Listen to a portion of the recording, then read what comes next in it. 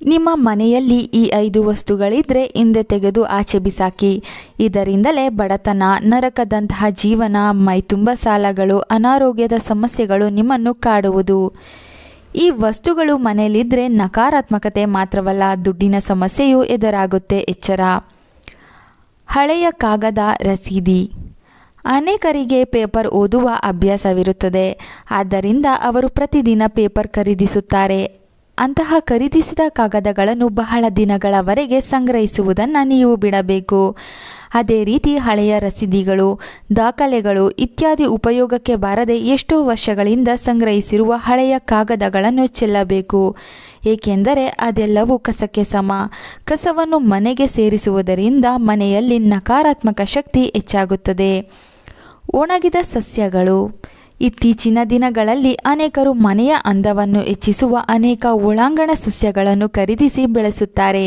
ಹೀಗೆ ಮನೆಯಲ್ಲಿ ಗಿಡಗಳನ್ನು ಬೆಳೆಸುವಾಗ ಅವು ಒಣಗದಂತೆ ಸರಿಯಾಗಿ ನಿರ್ವಹಣೆ ಮಾಡಬೇಕು. ಒಂದು ವೇಳೆ ಅವು ಒಣಗಿದರೆ ಮನೆಯಲ್ಲಿ ನಕಾರಾತ್ಮಕ ಶಕ್ತಿಯ ಹರಿವು ಹೆಚ್ಚಾಗುತ್ತದೆ ಮತ್ತು ಹೆಚ್ಚಿನ ಹಣದ ಸಮಸ್ಯೆಗೆ ಕಾರಣವಾಗಬಹುದು. ಧೂಳು ಹಿಡಿದ ಕಿಟಕಿಗಳು. ಮನೆಯಲ್ಲಿ ಹೆಚ್ಚು ಧನಾತ್ಮಕ ಶಕ್ತಿಯ ಹರಿವನ್ನು ಹೊಂದಲು ಮನೆಯ ಬಾಗಿಲು ಮತ್ತು ಕಿಟಕಿಗಳನ್ನು ತೆರೆದಿಡಿ. ಆದರೆ ಪಾಸಿಟಿವ್ ಎನರ್ಜಿ ಪ್ರವೇಶಿಸುವ ಇಂತಹ ಕಿಟಕಿ ಬಾಗಿಲುಗಳು ಧೂಳು ಹಿಡಿಯದಿದ್ದರೆ ಮನೆಯಲ್ಲಿ ಹಣದ ಸಮಸ್ಯೆ ಹೆಚ್ಚಾಗುತ್ತದೆ. ಹಾಗಾಗಿ ಬಾಗಿಲು ಮತ್ತು ಕಿಟಕಿಗಳನ್ನು ಯಾವಾಗಲೂ ಸ್ವಚ್ಛವಾಗಿಟ್ಟುಕೊಳ್ಳಿ. ಆಗಾಗ್ಗೆ ಅವುಗಳನ್ನು ಸ್ವಚ್ಛಗೊಳಿಸಿ. ಮುರಿದ ಪೈಪ್. ಮನೆಯ ಪೈಪುಗಳು ಸೋರುತ್ತಿವೆಯೇ? ಹಾಗಿದ್ದರೆ ಈಗಲೇ ಅವುಗಳನ್ನು ಸರಿಪಡಿಸಬೇಕು. ಏಕೆಂದರೆ ವಾಸ್ತು ಪ್ರಕಾರ ನೀರನ್ನು ವ್ಯರ್ಥ ಮಾಡುವುದು ಅನಗತ್ಯ ವೆಚ್ಚಗಳನ್ನು ಹೆಚ್ಚಿಸುತ್ತದೆ. ಇದರಿಂದಾಗಿ ನೀವು ಹಣದ ಕೊರತೆಯಿಂದ ಬಳಲಬಹುದು. ನೀರು ಹನಿಯುತ್ತಿದ್ದರೆ. ವಾಸ್ತುಶಾಸ್ತ್ರದ ಪ್ರಕಾರ ನೀರು ಸಂಪತ್ತಿನ ಪ್ರತಿನಿಧಿಸುತ್ತದೆ. ಸಾಮಾನ್ಯವಾಗಿ ಕೆಲವರ ಮನೆಗಳಲ್ಲಿ ನಲ್ಲಿಯಿಂದ ನೀರು ಜಿನುಗುತ್ತಲೇ ಇರುತ್ತದೆ. ಹಾಗೆಯೇ ಮನೆಯ ಗೋಡೆಗಳಲ್ಲಿ ತೇವಾಂಶವಿರುವುದು ವಾಸ್ತು ಪ್ರಕಾರ ಒಳ್ಳೆಯದಲ್ಲ.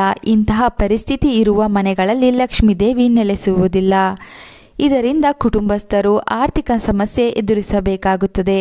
ಅದಕ್ಕಾಗಿಯೇ ಯಾವಾಗಲೂ ಮನೆಯ ನಲ್ಲಿಗಳನ್ನು ಸರಿಯಾಗಿ ಇರಿಸಿ ಮತ್ತು ಗೋಡೆಗಳ ಮೇಲೆ ಯಾವುದೇ ರೀತಿಯ ತೇವಾಂಶ ಇರಬಾರದು ಎಂಬುದನ್ನು ನೆನಪಿನಲ್ಲಿಡಿ.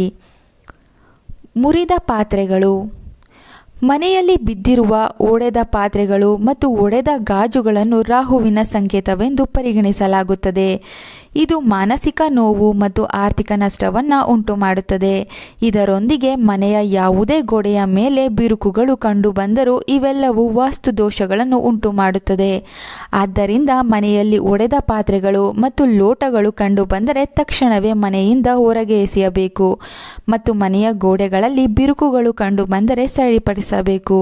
ಹೀಗೆ ಮಾಡುವುದರಿಂದ ಮನೆಯ ವಾಸ್ತು ಉಳಿದು ಜೀವನದಲ್ಲಿ ಪ್ರಗತಿಯಾಗುತ್ತದೆ. ಹಕ್ಕಿಯ ಗೂಡು. ವಾಸ್ತುಶಾಸ್ತ್ರದ ಪ್ರಕಾರ ಹಕ್ಕಿಯ ಗೂಡು ಸಾಮಾನ್ಯವಾಗಿ ಚಾವಣಿಯ ಮೇಲೆ ಅಥವಾ ಮನೆಯ ಯಾವುದೇ ಮೂಲೆಯಲ್ಲಿ ಕಂಡುಬಂದರೆ ವಾಸ್ತು ಪ್ರಕಾರ ಬಡತನವನ್ನು ಆಹ್ವಾನಿಸುತ್ತದೆ. ಹಕ್ಕಿಯ ಮೊಟ್ಟೆ ಒಡೆದರೆ ಅದು ಮುಂದಿನ ದಿನಗಳಲ್ಲಿ ಆರ್ಥಿಕ ಸವಾಲುಗಳನ್ನು ಉಂಟುಮಾಡುವ ಸಂಕೇತವಾಗಿದೆ. ಅಂತಹ ಪರಿಸ್ಥಿತಿಯಲ್ಲಿ ಪಾರಿವಾಳಗಳು ಅಥವಾ ಇತರ ಪಕ್ಷಿಗಳು ಮನೆಯಲ್ಲಿ ಗೂಡು ಕಟ್ಟಲು ಅನುಮತಿಸಬಾರದು. ಆದರೆ ಗೂಡು ಮನೆಯ ಗಡಿ ಗೋಡೆಯ ಹೊರಗೆ ಇದ್ದರೆ ಅದು ಯಾವುದೇ ತೊಂದರೆಗಳನ್ನು ಉಂಟುಮಾಡುವುದಿಲ್ಲ. ಬಲೆಗಳು ಮತ್ತು ಅನಗತ್ಯ ವಸ್ತುಗಳನ್ನು ಮನೆಯಲ್ಲಿ ನಕಾರಾತ್ಮಕ ಶಕ್ತಿಯ ದೊಡ್ಡ ಮೂಲವೆಂದು ಪರಿಗಣಿಸಲಾಗುತ್ತದೆ. ಪ್ರತಿದಿನ ಸ್ವಚ್ಛತೆ ಇರುವ ಮನೆಯಲ್ಲಿ ತಾಯಿ ಲಕ್ಷ್ಮಿ ನೆಲೆಸುತ್ತಾಳೆ. ಮನೆಯಲ್ಲಿ ಕೆಲವು ವಸ್ತುಗಳು ದುರಸ್ಥಿತಿಗೆ ಬಂದಿದ್ದರೆ ಅವುಗಳನ್ನು ಸರಿಪಡಿಸಿ ಅಥವಾ ಮನೆಯ ಹೊರಗಿನ ಡಸ್ಟ್ಬಿನ್ಗೆ ಎಸೆಯಿರಿ. ಅಲ್ಲದೆ ಜೇಡರ ಬಲೆಗಳನ್ನು ತಕ್ಷಣವೇ ತೆಗೆದುಹಾಕಿ. ಜೇಡರ ಬಲೆಗಳು ಹಣಕಾಸಿನ ಸ್ಥಿತಿಯ ಮೇಲೆ ಮಾತ್ರ ಪರಿಣಾಮ ಬೀರುವುದಿಲ್ಲ, ಯಾವುದೇ ಕೆಲಸ ಅಥವಾ ಚಟುವಟಿಕೆಗಳನ್ನು ಕೂಡ ತಡೆಯುತ್ತದೆ ಎಂಬ ನಂಬಿಕೆ ಇದೆ. ಅದಕ್ಕಾಗಿಯೇ ಜೇಡರ ಬಲೆ ಅಥವಾ ಬೇಡದ ವಸ್ತುಗಳನ್ನು ಯಾವಾಗಲೂ ತೆಗೆದುಹಾಕಬೇಕು. ವಾಸ್ತುಶಾಸ್ತ್ರದ ಪ್ರಕಾರ ಹರಿದ ಪಾದರಕ್ಷೆಗಳು ಮತ್ತು ಚಪ್ಪಲಿಗಳು ಶನಿಗೆ ಸಂಬಂಧಿಸಿವೆ ಮತ್ತು ಹರಿದ ಪಾದರಕ್ಷೆಗಳನ್ನು ಮನೆಯಲ್ಲಿ ಇಟ್ಟುಕೊಳ್ಳುವುದರಿಂದ ಶನಿಯ ದುಷ್ಪರಿಣಾಮಗಳು ಹೆಚ್ಚಾಗುತ್ತವೆ.